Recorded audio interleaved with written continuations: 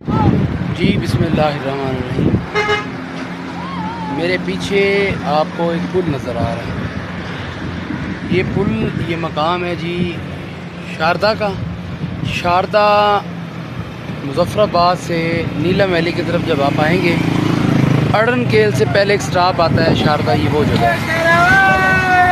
यहाँ का एक मकाम है, इसका म्यूज़ियम है। म्यूज़ियम इस पुल से, शारदा का जो पुल है, इस पुल से आप गुजर के जाएंगे, आपको एक गुंबद भी नज़र आ रहा होगा मेरी वीडियो में, वो पीछे पीछे नज़र आ रहा है, जहाँ पे मेरा हैंड के सामने ये म्यूज़ियम है। शारदा का मशहूर म्यूज़ियम है।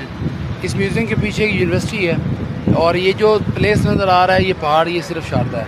अच्छा, इससे सामने हमने अड़नकेल जाना है, उसके बाद हमने तो बढ़ जाना है।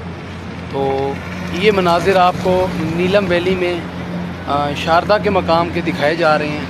माशाल्लाह बहुत खूबसूरत वीडियोस बन रही हैं, बहुत खूबसूरत कैप्चरिंग हो रही है, लोग एंजॉय कर रहे हैं।